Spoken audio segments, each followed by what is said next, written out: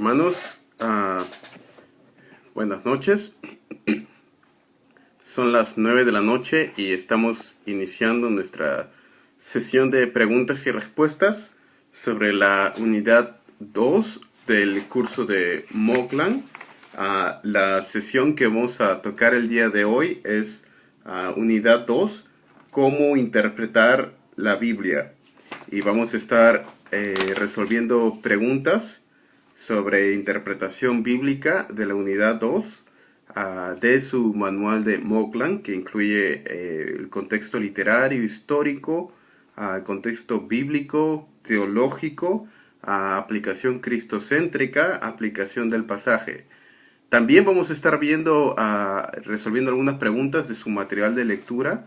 Su material de lectura era sobre un artículo, un capítulo del libro Interpretación Bíblica, Principio de Interpretación Bíblica, de Luis Berhoff. Es un libro un poco antiguo, pero sigue siendo un clásico en interpretación bíblica, y sobre todo el capítulo que les he pasado es lo que tiene que ver con interpretación bíblica teológica, lo que a veces se le conoce como analogía de la fe, que es el principio hermenéutico de la teología bíblica. Y es algo que a veces no se encuentra en otros libros de hermenéutica. Así que esas son los dos temas que vamos a estar tocando en esta noche. En general, interpretación bíblica, interpretación teológica y hermenéutica, que es sobre cómo interpretar la Biblia. Hermanos, yo creo que es un tema bien importante y es bien corto. Este primer curso es un panorama general de todas las escrituras, y luego cuando ya vayamos viendo géneros específicos como el Pentateuco, históricos, proféticos, poéticos, etcétera, o evangelios, ya vamos a estar viendo reglas hermenéuticas acerca de cómo interpretar ese género en específico. Pero en esta sesión, en esta clase, estamos viendo reglas generales de interpretación hermenéutica, ¿no? Entonces, hermanos, les invito a que vayan tipeando sus preguntas sobre la lectura, o sobre el material, o en general preguntas que podamos ir resolviendo en esta sesión.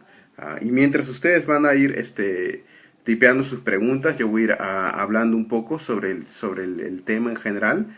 Pero por favor es sobre preguntas y respuestas. Entonces tipeen su pregunta nomás y en cualquier momento yo paro lo que voy a estar diciendo y resuelvo las preguntas. Simplemente voy a ir leyendo el material y explicándolo un poco, pero por favor hagan sus preguntas, el tema es para preguntas y respuestas de esta noche. Básicamente en su material de Moklan está dividido en 4 tipos de interpretación, o cuatro reglas hermenéuticas, y yo estaría completamente de acuerdo. Habla de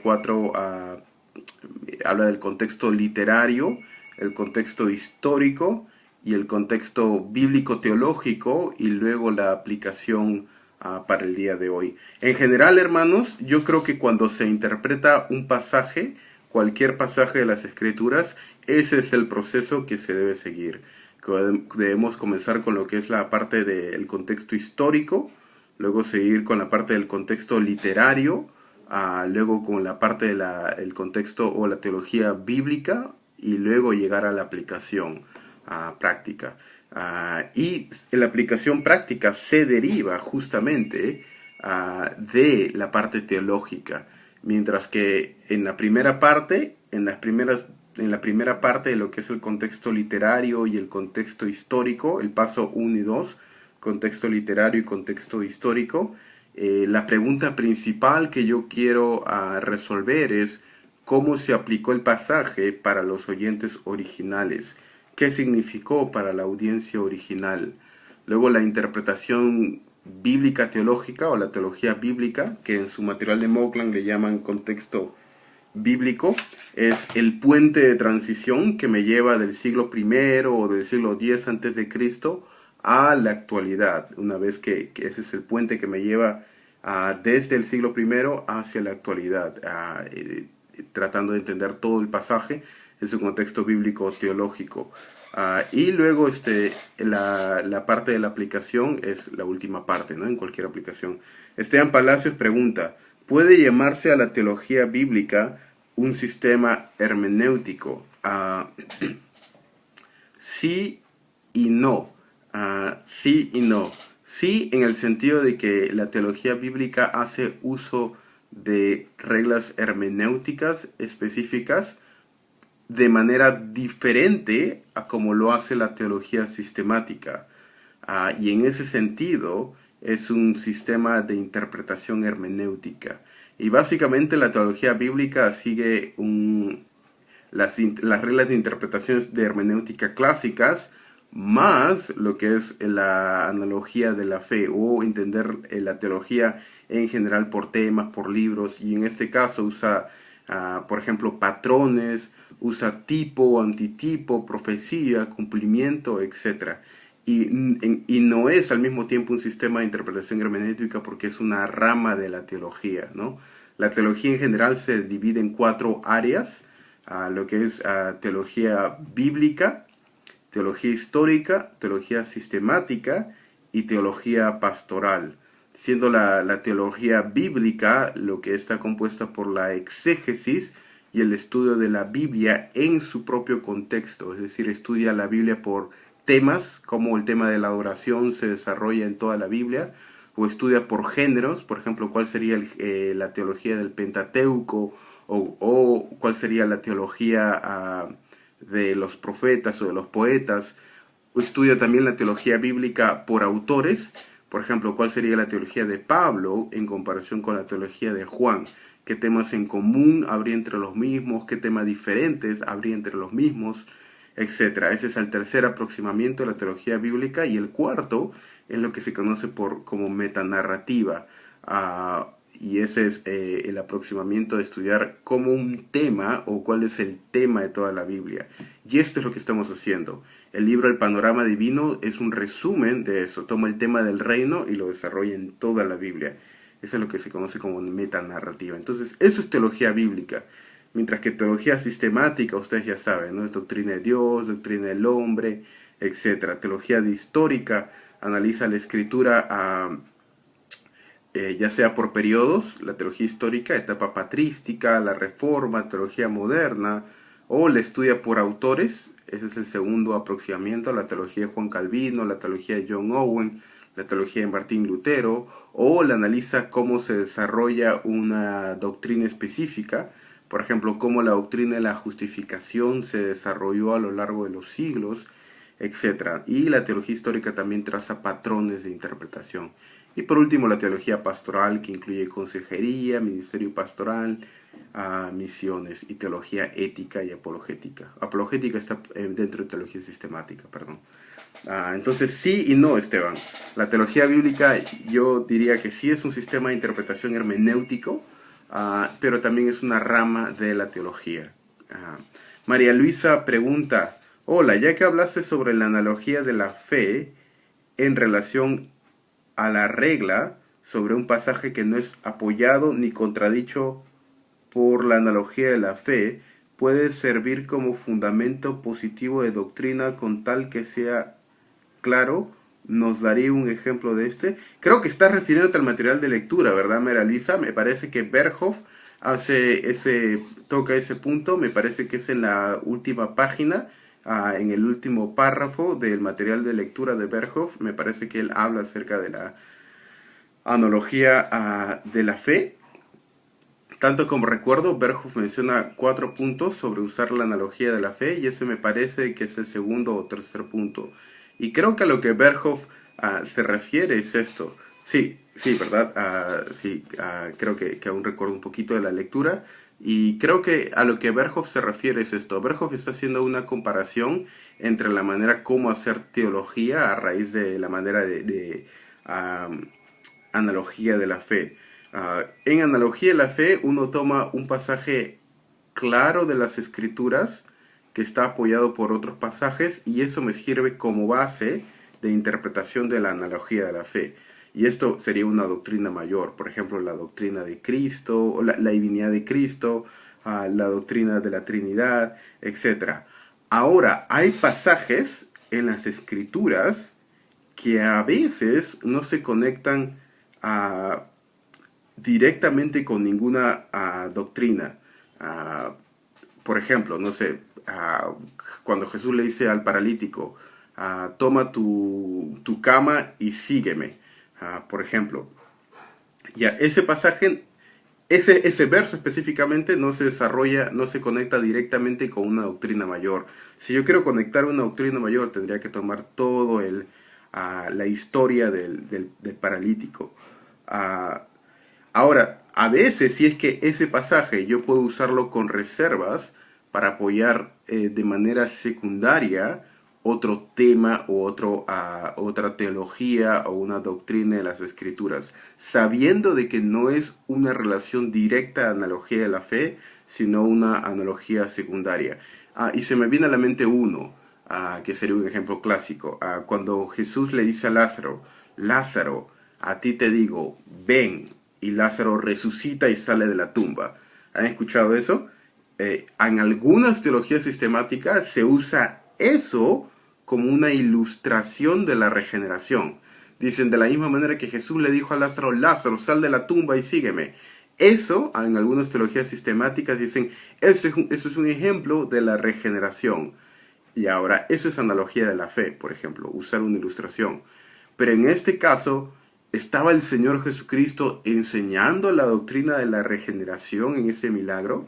¿Es el propósito principal de ese milagro enseñarnos la doctrina de la regeneración?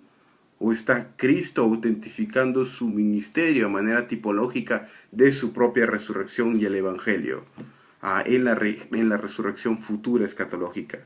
Yo creo que ese es el punto de ese pasaje es la resurrección futura. Y esa resurrección de Lázaro es como un tipo de la resurrección futura. Entonces, pero sirve a manera de ilustración porque no contradice la doctrina de la regeneración e ilustra a manera de analogía de la fe un fundamento con tal que sea claro.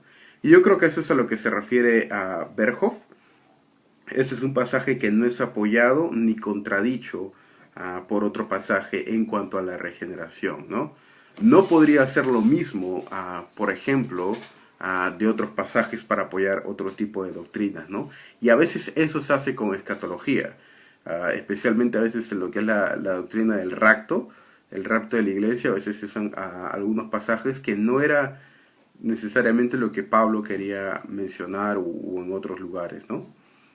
Pero sí, yo creo que eso es María Luisa, a lo que se refiere Berhoff, ah, brevemente, ¿no? No sé si hubiera alguna otra pregunta, hermanos. Si no, voy a seguir con la explicación que tenemos. Ah, ¿Se fue la señal? No creo. A ver, si no, voy a regresar en un ratito, ¿ya?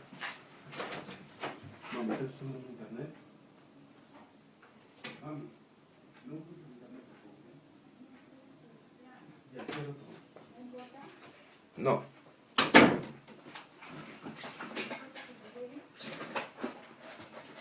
Hermanos, ya estoy de regreso, perdón.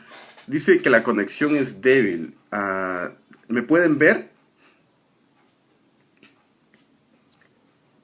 ¿Me pueden ver, hermanos? Si la conexión sigue ahí, por favor, digan que sí me pueden ver. Ok, si no, el video va a seguir grabado y debe regresar en unos segundos. Entonces voy a ir explicando un poco y hermanos, por favor, este tiempo es para ustedes, siéntense libres, hagan sus preguntas, por favor. De nada, María Luisa. Um, Ya, listo. Que voy a explicar a lo que se refiere y la importancia del contexto literario, el contexto histórico y el contexto teológico. Ah, en el contexto literario, yo creo que se refiere a literal.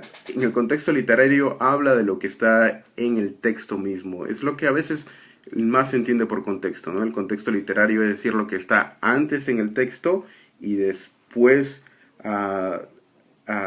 del texto. Por ejemplo, si es que en una narrativa está hablando de juicio en la parte anterior y está hablando de juicio en la parte siguiente, entonces sería un poco inusual que en la parte de en medio haya algo que es bendición, ¿no? Y eso yo creo que ustedes ya me han escuchado, hermanos, hablar del ejemplo de la viuda samaritana, de la ofrenda de la viuda en Lucas capítulo 21. En Lucas capítulo 21 dice, levantando Jesús la vista, vio a los ricos que echaban sus ofrendas en el arca del tesoro. Vio también allí a una viuda pobre que echaba allí 2 pequeñas monedas de cobre. Y dijo, en verdad les digo que esta viuda pobre echó más que todos ellos, porque todos ellos echaron de lo que les sobra, pero ella de su pobreza echó todo lo que tenía. En el contexto anterior, el Señor está maldiciendo a los escribas y fariseos, y en el contexto siguiente, el Señor está maldiciendo el templo y hablando de la destrucción del templo. Entonces, en el contexto literario anterior y literario siguiente está hablando de destrucción y maldición. Entonces, si yo saco algo del centro de hablar de bendición y una aplicación de misiones o dar para la iglesia, eso me debe llamar un poquito la atención porque no tiene nada que ver con el contexto, ¿se dan cuenta? Y ese es un ejemplo, por ejemplo, de solamente en la parte literaria, de cómo el ejemplo de la viuda pobre se interpreta, ¿no?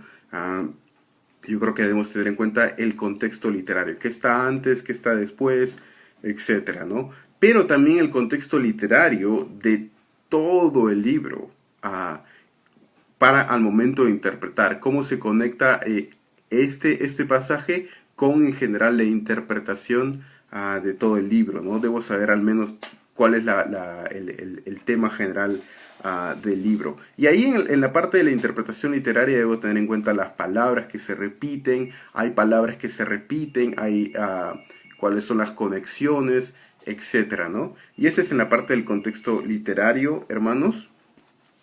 No sé si hubiera alguna pregunta. Dice, bueno, María Luisa pregunta, Berhoff explica la diferencia entre símbolo y tipo, pero más adelante dice, en el Antiguo Testamento, muchos tipos son también símbolos. ¿Nos podrías explicar un poco más de esto? Sí, el tipo está compuesto por símbolos. Más no el símbolo de tipos.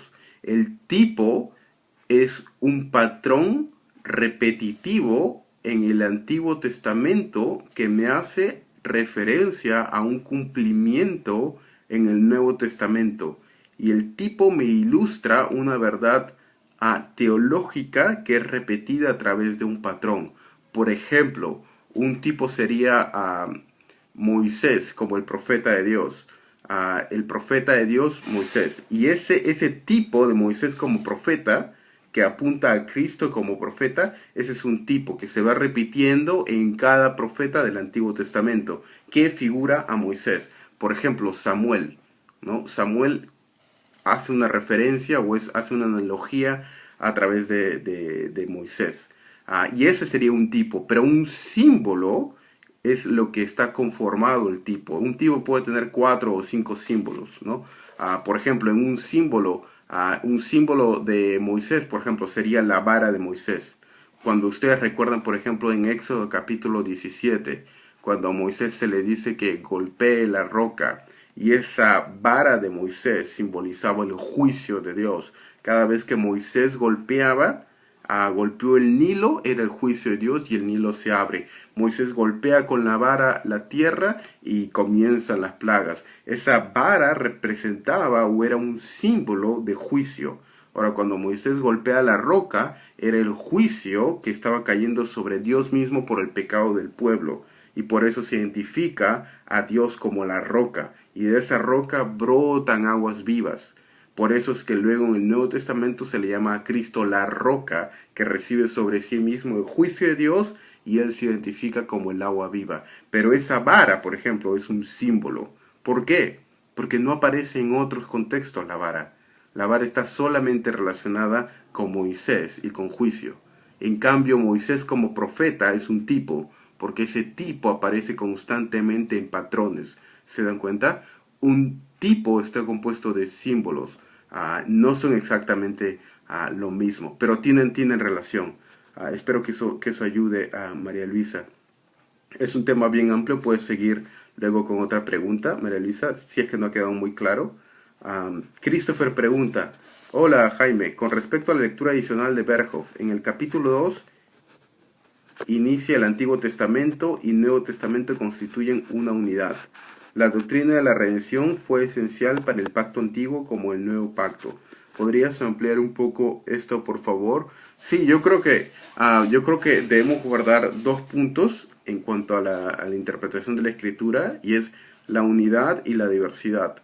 Ah, el punto que Berhoff está enfatizando es el punto de la unidad, como manera interpretativa, y también la unidad en el sentido de la redención. Por ejemplo, déjenme poner un ejemplo. Cuando hablamos de la salvación, la redención siempre ha sido por gracia a través de la fe en las promesas de Dios. No es que en el Antiguo Testamento el pueblo de Israel eran salvos por guardar la ley y en el Nuevo Testamento eran salvos a través de gracia. Eso, por ejemplo, es blasfemia. Siempre han sido salvos a través de gracia. Una vez que Adán cayó, el hombre siempre ha dependido de gracia para la salvación. Y eso es a lo que se refiere, por ejemplo, en la parte de la redención. En el Antiguo Testamento era simbolizado por rituales de sacrificios que apuntaban a la promesa de Dios que en el futuro iba a proveer un redentor. Mientras que el Antiguo Testamento mira hacia el futuro, a la promesa de Dios de proveer un redentor, el Nuevo Testamento mira hacia el pasado, al hecho de que Dios ya ha provisto un redentor en Cristo Jesús. El antiguo pacto mira hacia adelante, el nuevo pacto mira hacia atrás, pero ambos tienen como punto de convergencia la cruz de Cristo. Y esto, por ejemplo, es la unidad en las Escrituras y en los dos pactos, el pacto del antiguo pacto y el nuevo pacto en cuanto a la redención, ¿no? ¿Hay diferencias entre el antiguo pacto y el nuevo pacto? Claro, sí hay diferencias, hay discontinuidad. Una de ellas es que tiene un mejor mediador, está hecho sobre mejores promesas, pero también hay continuidad básica en cuanto a la unidad de doctrina entre ambos. Yo creo que eso ayuda un poco, Christopher. Si tienes alguna pregunta, puedes seguir con preguntas sobre el tema o en general interpretación o cualquiera del tema relacionado. Daniel Maxi pregunta, Daniel, Berhoff menciona sobre el sentido místico de la escritura para la interpretación teológica. ¿De qué manera podemos llegar a un equilibrio para no irnos a un extremo, a otro para no interpretar la Biblia solo de manera literal o solo en sentido místico?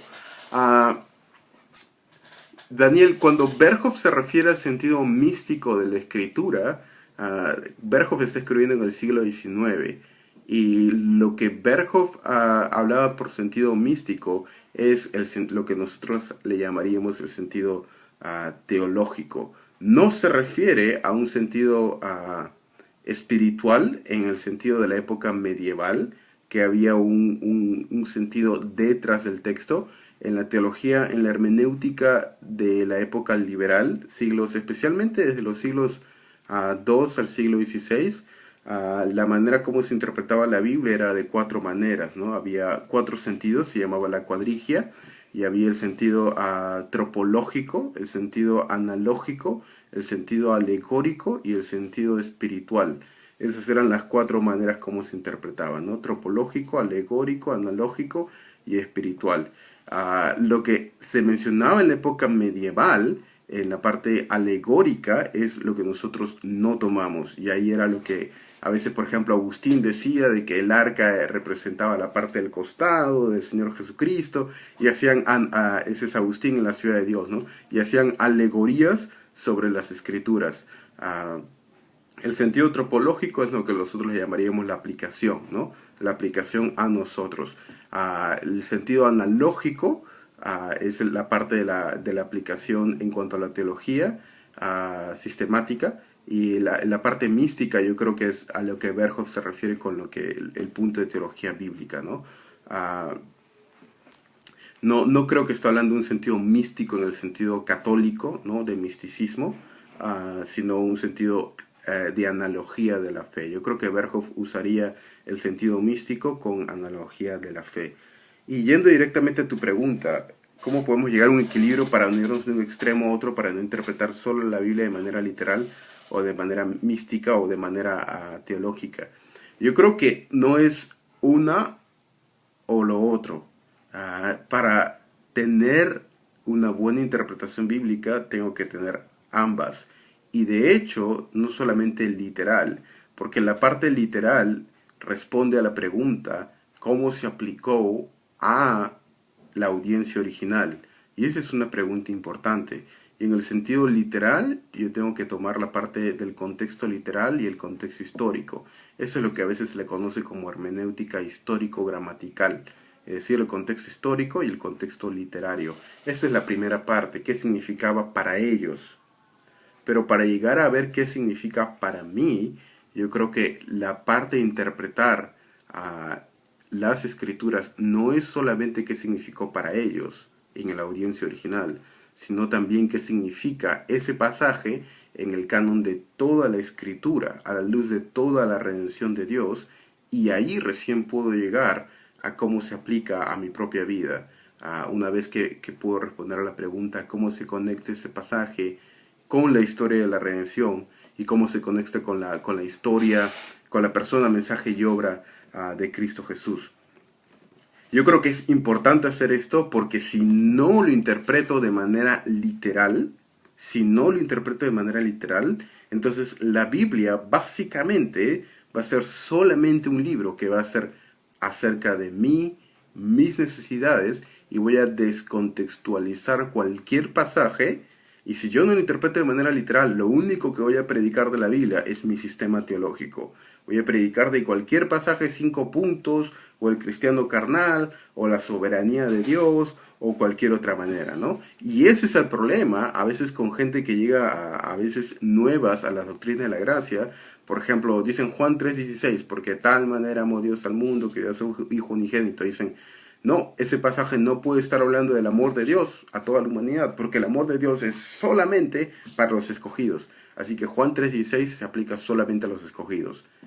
¿Realmente Cristo se refería a los escogidos cuando hablaba con Nicodemo? ¿O se estaba refiriendo a todo el mundo?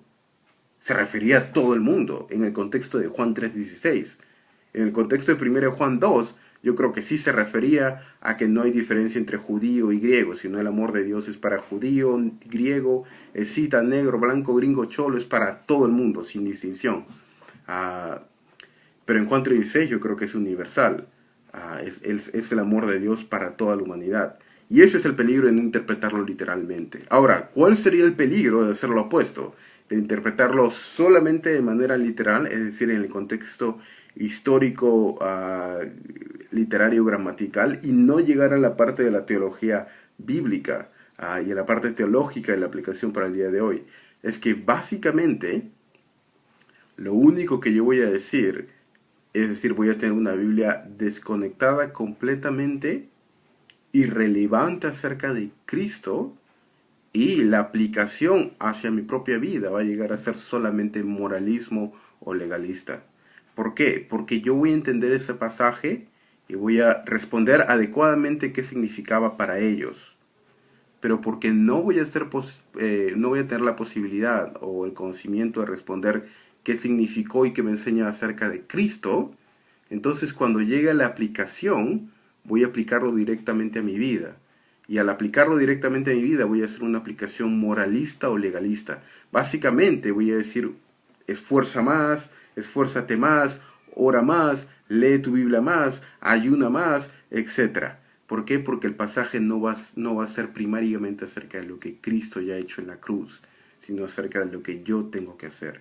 Y hay una diferencia gigante entre ambas. Por eso, Daniel, yo creo que debe ser ambas. Debo comenzar con la interpretación literal y luego tratar de llegar a la interpretación teológica, bíblica teológica. Y esto me ayuda a interpretar la escritura. No sé si hubiera alguna otra pregunta, hermanos. Yo creo que la interpretación bíblica teológica, el contexto bíblico teológico también ayuda, y ese es el tercer paso después de haber ido al contexto histórico. Yo creo que ya les he mencionado el caso de Samuel, pero lo voy a repetir en un momento. Pero antes voy a responder la pregunta de Esteban. Esteban pregunta, Berhoff señala, uno de los factores a tomar en cuenta al momento de interpretar el Antiguo Testamento es que debemos encontrar demasiado en el Antiguo Testamento. ¿Cómo podemos caer en esto? ¿Cae en esto la tipología? Sí, yo creo que eso sería una tipología mal hecha, una tipología mal hecha, en el sentido de una tipología mal hecha que va a querer encontrar cualquier cosa en las escrituras, en el Antiguo Testamento. Y una tipología mal hecha es realmente alegoría, porque una tipología tiene la base de patrones. Una tipología tiene que ser repetida por patrones. Una tipología es una promesa en el Antiguo Testamento que haya su cumplimiento en el Nuevo. Una tipología hace la base de un tipo y tiene que encontrar un antitipo en el Nuevo Testamento, es decir, la base analógica. Si yo no encuentro esto, estoy alegorizando básicamente, eso no es una tipología, eso puede ser una simbología. Y hay gente que quiere encontrar un montón de cosas en el Antiguo Testamento. Por ejemplo, a veces yo creo que se cae un poco en algunos elementos del tabernáculo. Yo creo que definitivamente hay simbología, pero a veces yo creo que se saca un poquito de contexto a las cosas o hacer algunos símbolos del Antiguo Testamento. Por ejemplo, una vez escuché una prédica de un pastor diciendo, Jetro recomendó a Moisés que hicieran las divisiones en el pueblo de Israel de esta manera. Nosotros en nuestra iglesia vamos a aplicar el plan Jetro, y el plan Jetro va a ser básicamente dividir la estructura de la iglesia en células. Y como Cristo tenía 12 apóstoles, entonces nosotros vamos a tener 12 zonas. Y vamos a tener 12 zonas de iglesias celulificadas. Y de ahí sale el G12. Eso, por ejemplo, es una aberración a la interpretación bíblica, ¿no? Entonces, ¿por qué tengo que tener 12 zonas? Porque son las 12 tribus de Israel. Pero si yo quiero decir son los 24 ancianos de Israel, entonces voy a tener 24 zonas. Y a veces se hace eso, ¿no? Se toma un número, el número 7, o había un autor bien conocido que decía, el número 40 es un número muy importante en las escrituras, el número 40 se repite constantemente, entonces, como es un número especial, vamos a tener un libro que se llama 40 días con propósito. Y en el prefacio de este libro hace, yo creo, una aberración a la interpretación del número 40, que realmente en hebreo, en el número 40 señala un periodo de tiempo. El número 40 es un rango de tiempo que va usualmente a variar entre 38, 37 a 42 a 43. Por eso es que ustedes encuentran el número 40 y por eso es que a veces hay discrepancias. ¿Cuántos años reinó David en Israel? ¿40 o 42? Bueno, yo creo que 42, porque el número 40 es un rango en hebreo. Por eso es que se usa tanto el número 40, ¿no? 40 años estuvo Moisés en el desierto, pero a veces puede haber sido 39 años o 41 años o 42 años, porque el número 40 apunta más a un patrón, perdón, a un rango que a un número específico en hebreo, más no así en griego. Y por eso es que a veces hay discrepancias en las cronologías y hay discrepancias entre la versión griega Septuaginta y la versión hebrea Estugartensia por el punto de la traducción. Y ese es, por ejemplo, a Esteban, mala tipología, ¿no? Que se puede hacer de cualquier libro, etcétera. De cualquier número o símbolo. Mariano Gutiérrez pregunta, con respecto al contexto histórico, ¿algún material extra que pueda ser de ayuda? Sí, Mariano, en el libro de hermenéutica que les recomendé, de Duval, el autor, ahí yo creo que hay un capítulo sobre el contexto histórico.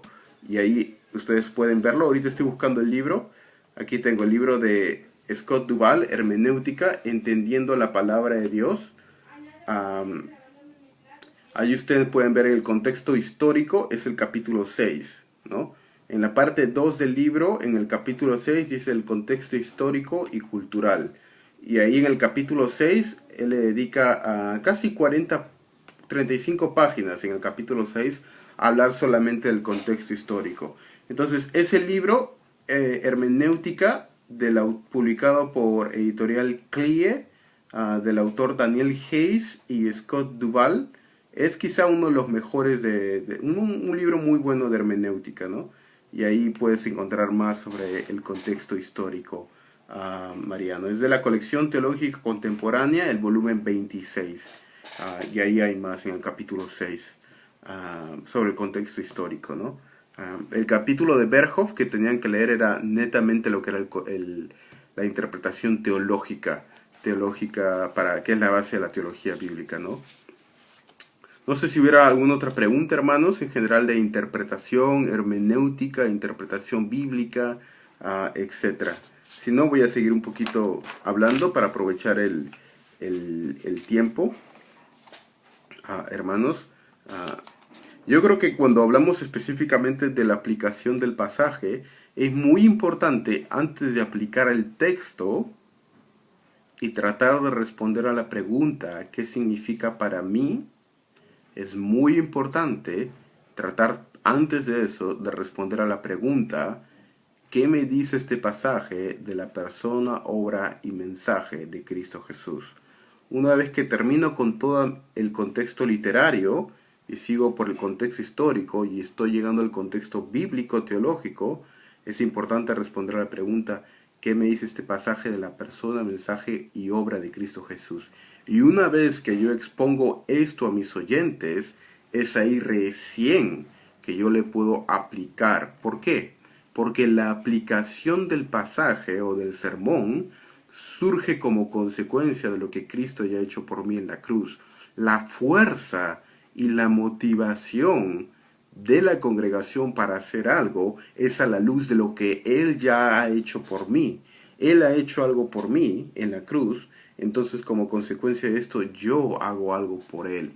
Si yo no hago este proceso, básicamente yo estoy motivando a mi congregación con moralismo, es decir, para que sean mejores personas o con legalismo o con culpa. Si es que lo que no nos motiva es la gracia de Dios, lo que nos va a motivar es el temor o la culpa. Esteban Palacios pregunta, disculpe la curiosidad, ¿cree usted que la teología reformada en la hermenéutica ha designado el valor apropiado del Antiguo Testamento? Algo de lo que ha dolido otras perspectivas teológicas. Bueno, yo creo que en general la presuposición, cuando hablamos de teología reformada, la camisa interpretativa o el cuadro interpretativo de la teología reformada es la teología del pacto. Una de las presuposiciones de la teología del pacto es la continuidad y la unidad de las escrituras. Es decir, cuando hablamos del Antiguo y Nuevo Testamento, hablamos del Antiguo y Nuevo Pacto, pero en realidad hay una continuidad en los mismos. El pacto, ustedes saben los pactos, ¿verdad? El pacto de la gracia está compuesto por dos pactos. Este es el pacto de la gracia, y el pacto de la gracia está compuesto por el pacto, el antiguo pacto y el nuevo pacto, ¿verdad? Pero ambos, el antiguo pacto y el nuevo pacto, son un solo pacto. Son dos administraciones diferentes del pacto de la gracia.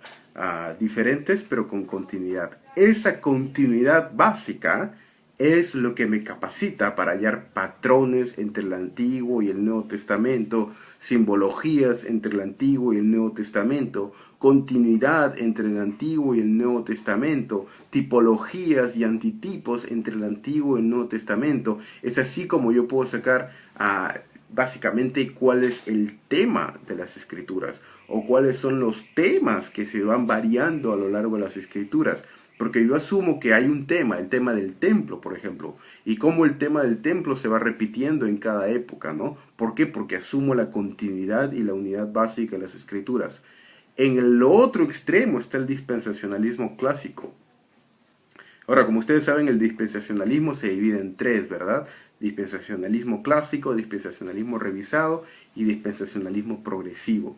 El punto de interpretación que voy a hablar a continuación es solamente el dispensacionalismo clásico, ¿ok? Como es en la Biblia de Scofield o Dabney, por ejemplo, el dispensacionalismo clásico. El dispensacionalismo clásico ve el antiguo pacto y el nuevo pacto como antitéticos, es decir, como opuestos o completamente diferentes. La iglesia es un paréntesis en la historia de Israel. Y la iglesia e Israel son dos pactos diferentes, dos pueblos diferentes, con dos promesas diferentes, con dos futuros diferentes, de tal manera que las promesas para la iglesia son espirituales, mientras que las promesas para Israel son literales. Las promesas para la iglesia se cumplen en el cielo, mientras que las promesas para Israel se cumplen en la tierra. La manera de salvación de ambos pueblos es diferente. En una es a través de la gracia y la cruz, y en otra es a través de la ley. El punto con el dispensacionalismo clásico, no el revisado o el progresivo, el clásico, es de que en práctica realmente habla de dos maneras diferentes de salvación. Y eso es peligroso, porque está realmente hablando de dos maneras diferentes de salvación. En el dispensacionalismo progresivo no sería ese caso, pero de esta manera el dispensacionalismo clásico, al no asumir una continuidad entre el Antiguo y el Nuevo Testamento, no puedes hacer esto. No puedes trazar patrones, no puedes sacar analogías, porque era para una época específica y luego el otro es para otra época específica. Entonces, si yo digo, por ejemplo, la unidad de las escrituras es orgánica, histórica, un dispensacionalista clásico no podría decir eso. No podría encontrar el tema del templo, por ejemplo, y la encarnación de Cristo Jesús en el templo, en el jardín del Edén, o el templo en la presencia de Dios en el tabernáculo. Entonces, ¿qué ocurriría? En la teología del pacto, el templo es donde la presencia de Dios habita. De tal manera que donde quiera que la presencia de Dios habite, eso es el significado del templo. Entonces el jardín del Edén es un prototipo del templo, porque la presencia de Dios habita ahí. Luego el tabernáculo es un prototipo porque la presencia de Dios está ahí. El templo de Dios es la imagen porque el pueblo, la presencia de Dios habita ahí. Luego Cristo mismo en Juan 2 es la presencia de Dios, y ese es el templo. Cristo se templifica. El dispensacionalismo no podría hacer eso, por eso requiere un cumplimiento literal. Por eso el dispensacionalismo requiere un templo literal en el Antiguo Testamento y requiere un templo literal en el futuro, porque lo interpreta de esa manera, ¿no? Pero bueno, eso era en cuanto a la pregunta de Esteban. No sé si habría alguna otra pregunta, hermanos. De repente sobre ese tema o sobre un tema de interpretación. Si tienen dudas sobre el dispensacionalismo o tienen dudas sobre la teología del pacto, en general, hermanos, pueden hacer cualquier pregunta o la aplicación. Yo estoy asumiendo que han hecho su lectura. Si no, voy a seguir explicando un poco, hermanos. Y para esto, para ilustrar, hermanos, la interpretación teológica, voy a dar un ejemplo del libro de Primera de Samuel. ¿Cómo ayuda la interpretación teológica a la interpretación de un libro? Por ejemplo, cuando hablamos del libro de Samuel, y esto ya lo he hablado creo una vez o dos, en el libro de Samuel, ¿cómo me ayuda a saber el tema teológico a la interpretación del libro? Por ejemplo, ¿cuál es el tema del libro de Samuel? Dios obrando a través del débil, humillando al orgulloso. Dios obrando a través del débil, humillando al orgulloso.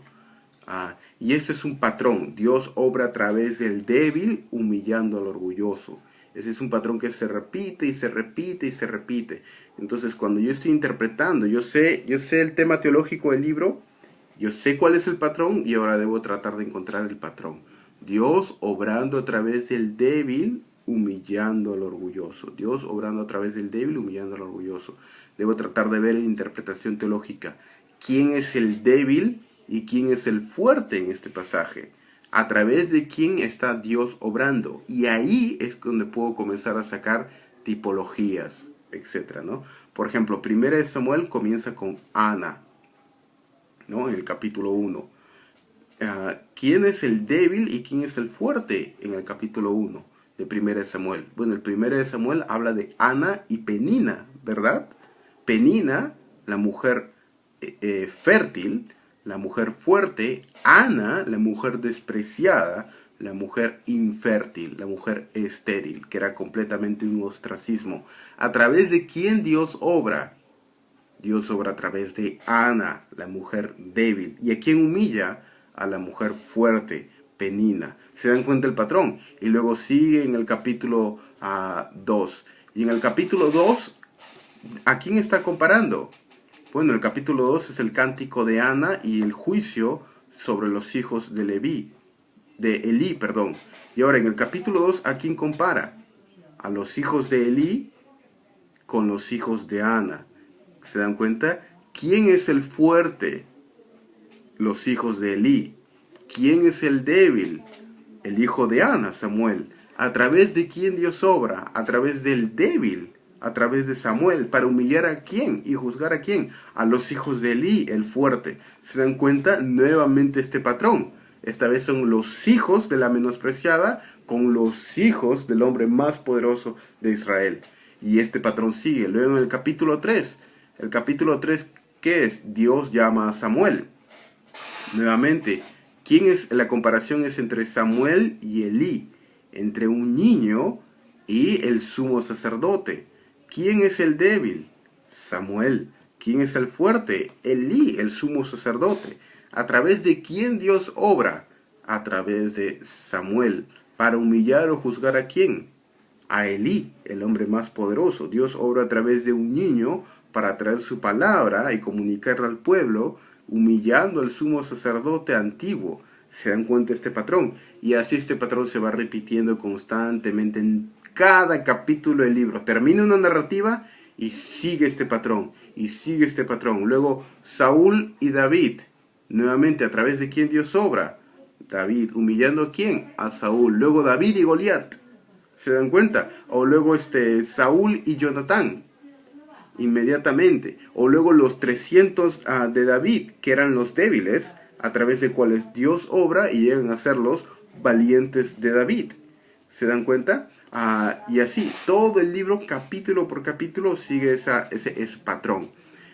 Entonces, una vez que yo hace el patrón, al momento que yo predico, me ayuda a identificar en la narrativa quién es el fuerte, quién es el débil, a través de quién está Dios obrando, cuál es el inicio de la narrativa, el final de la narrativa, cuál es el punto máximo de la narrativa en la cual Dios ejerce su juicio, y ahí es que me ayuda con el tema del libro a sacar la tipología y qué me dice este hombre débil acerca de Cristo, ¿no? Cómo ilustra lo que Cristo es en la cruz, cómo ilustra un aspecto del Evangelio, cómo ilustra algún aspecto de la obra de Cristo, cómo ilustra algún ejemplo de Cristo como rey, sacerdote o profeta, y cómo esto debe motivar a mi congregación a hacer algo. Y ahí recién puedo sacar la aplicación. De lo contrario, voy a sacar aplicaciones moralísticas, ¿no? Voy a hablar de David y Betsabé y voy a predicar como si el tema principal fuera adulterio, ¿no? Y el tema principal de David y Betsabé no es adulterio. El tema principal de David y Betsabé es mostrarme eventualmente cómo el pecado de David llevó a la división del reino de Israel en dos, en el reino del norte y en el reino del sur, lo que eventualmente llevó al exilio, lo que eventualmente llevó al colapso de todo Israel. Ese capítulo tiene importancia suprema, pero casi nunca se menciona la importancia bíblica teológica que tiene en relación al Antiguo Testamento, en relación a la historia y la redención y en relación al Evangelio y Cristo, sino lo que se hace es 5 maneras como no debes cometer adulterio. Por favor, ¿realmente el autor inspiró eso para darme 5 maneras como no cometer adulterio? Y no digo que no se pueda sacar una aplicación sobre el adulterio. Claro que sí. Pero una vez más, interpretamos la Biblia de manera tan antropocéntrica, pensando que es primariamente acerca de mí y no acerca de Cristo. Es acerca de Cristo. Y eso, por ejemplo, me ayuda a interpretar, ¿no? Encontrando el patrón, sabiendo el tema teológico, etc. Pero este es el tercer paso, hermanos. El primero, dijimos, es ver el contexto literario, ¿no? Cómo está antes, después, cuál es el tema que está tratando, cuál es el punto principal de la historia, etc. Ver palabras que se repiten, conexiones. El segundo punto es el contexto histórico. ¿Qué estaba pasando en la historia? ¿No? ¿Cuál era la parte cultural? ¿Cuál era la parte contextual? ¿Cuál era alguna de las costumbres? ¿Qué época histórica tenía? ¿Qué costumbres diferentes a la de nosotros tenían, ¿no? El tercer punto es recién ir a la teología bíblica, ¿no? En la teología bíblica del libro, del autor y en general del tema de las escrituras. Y en la cuarta parte ya llegar a la aplicación cristocéntrica y a la aplicación para mis oyentes y a mi propia persona, ¿no? Y eso es, hermanos, eso les sirva en su devocional.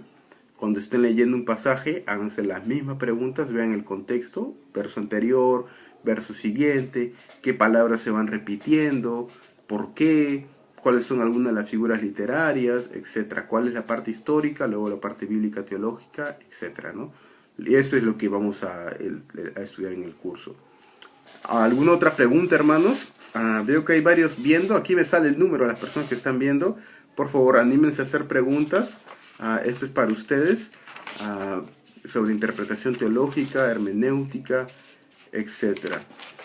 Si no, voy a seguir con esto. Nos quedan 8 minutos para que hagan sus preguntas. Háganlas sin miedo, no más, hermanos.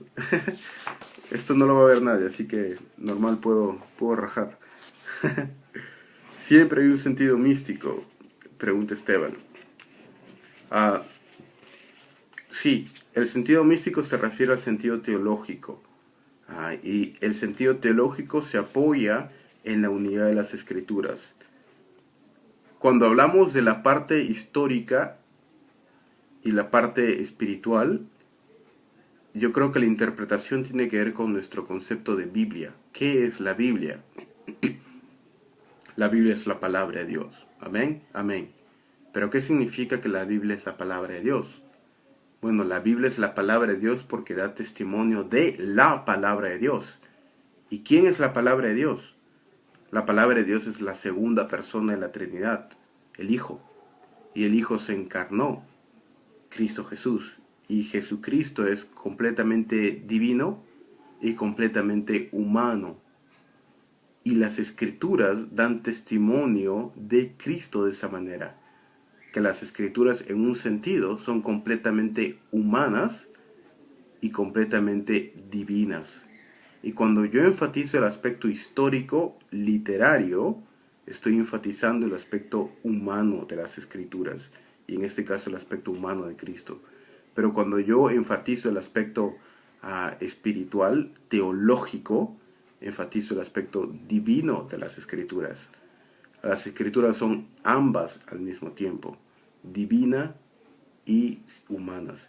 Y si yo me quedo solamente con una de ellas, voy a distorsionar el significado de las Escrituras. Y cuando Berkhof se refiere a un aspecto místico, se refiere a un aspecto bíblico-teológico. ¿Cuál es el aspecto en la historia de la redención de este pasaje? ¿No? Entonces sí, siempre voy a llegar a la parte espiritual o a la parte bíblica teológica, ¿no? Me gusta más usar la parte de teología bíblica en lugar de la parte de lo que es un sentido místico, porque un sentido místico suena como que medio raro, ¿no? Entonces se refiere más a una parte bíblica teológica, Esteban. Entonces, eso era el patrón en el libro de Samuel. Ahora, hermanos, ¿cómo me ayuda esto? Vamos a hablarlo, vamos a tocar un punto un poquito más, creo que controversial. ¿Cómo, por ejemplo, se relaciona esto con escatología? ¿No? ¿Cómo se relaciona esto con escatología?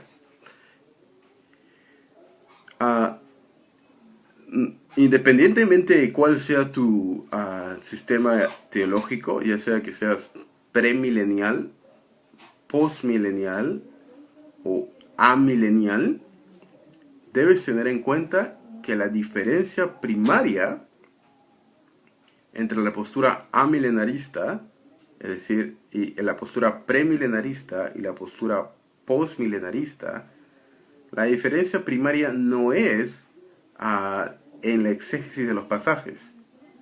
La diferencia primaria es cómo entienden el reino de Dios. El ya, pero todavía no.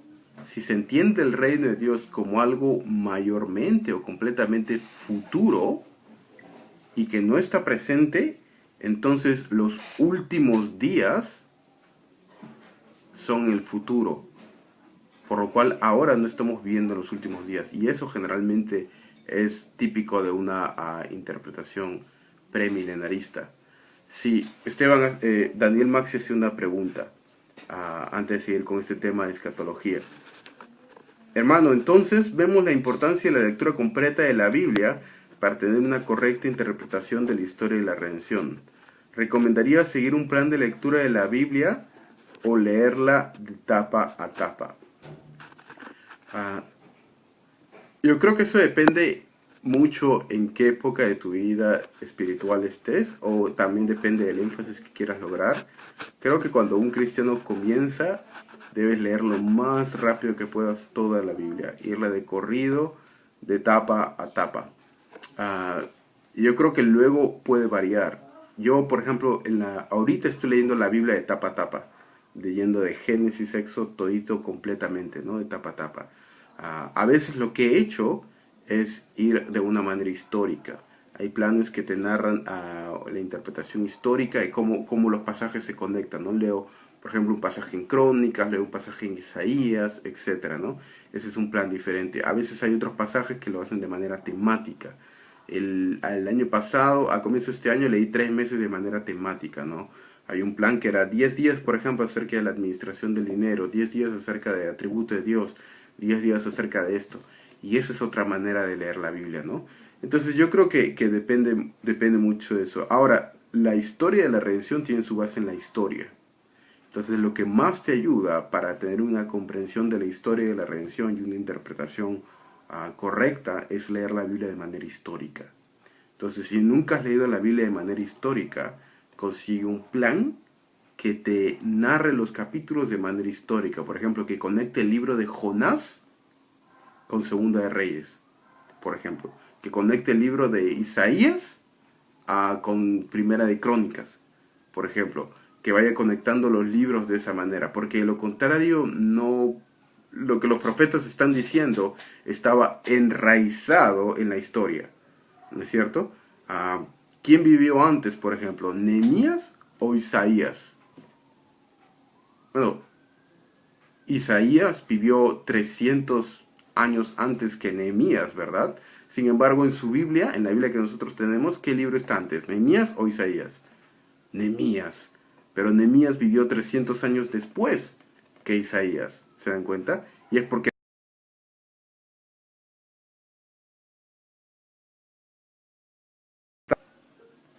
hermano, se fue. Yo creo que ya está regresando, disculpen. Ah, yo creo que ya está de regreso. Debemos tener en cuenta algo, hermanos, que cuando Nehemías estaba hablando, Nehemías ya había leído Isaías. Y si yo leo Nehemías y no soy consciente que él ya había leído Isaías, entonces yo estoy perdiendo el punto de interpretación. Ah, ¿Verdad? Es lo mismo con el Nuevo Testamento, ¿no es cierto? ¿Qué libro se escribió primero? ¿Las cartas de Pablo o los evangelios? Bueno, las cartas de Pablo se escribieron 40 años antes que los evangelios, ¿verdad? Los evangelios, cuando los evangelios estaban escribiendo, ellos estaban leyendo las cartas de Pablo, ¿verdad? Claro, porque las cartas de Pablo se escribieron mucho antes que los evangelios. Entonces, si yo leo los evangelios y no soy consciente que cuando Lucas está escribiendo o cuando Mateo está escribiendo su evangelio, él ya había leído a Pablo, entonces no voy a entender correctamente a los evangelios. ¿Se dan cuenta? María Luisa pregunta, ¿dónde podemos conseguir esos planes? Ah, yo creo que hay disponibilidad en internet o hay planes de lectura. Yo tengo los planes de lectura, tengo con los nombres en inglés, María Luisa. Si quieres te lo puedo pasar. Puedo colgarlo en la carpeta de Dropbox. Y ahí puede estar, ¿no? Planes de lectura de manera histórica, cronológica, temática, etcétera, ¿no? Y eso está ahí. A veces un buen comentario o lo que se le llama armonías. Si ustedes consiguen una armonía del Antiguo Testamento o armonía del Nuevo Testamento, en los libros de las armonías, ahí es donde conectan los libros de manera histórica también, ¿no? Pero sí, hermanos, yo creo que estamos llegando al fin de nuestro tiempo. Son las 10 de la noche en mi reloj y hemos comenzado aquí a las 9. Entonces, sí, para terminar la parte de escatología, hermanos, yo creo que la interpretación del reino afecta directamente tu interpretación escatológica si eres pre-a o postmilenarista. En realidad es qué es lo que entiendes que es el reino de Dios y cómo se interpreta. Porque eso es lo que hace el punto, la diferencia principal en cuanto a tu interpretación escatológica. Ok, entonces lo voy a poner en la carpeta de Dropbox, tener los planes de manera histórica. Ok, hermanos, espero que eso haya sido útil y que hayamos aprendido un poco más acerca de interpretación bíblica, hermanos. Gracias y nos vemos la próxima semana. Que el Señor los bendiga. Sigan estudiando, sigan haciendo su lectura y no se den por vencidos. Adelante, hermanos, que Dios les bendiga.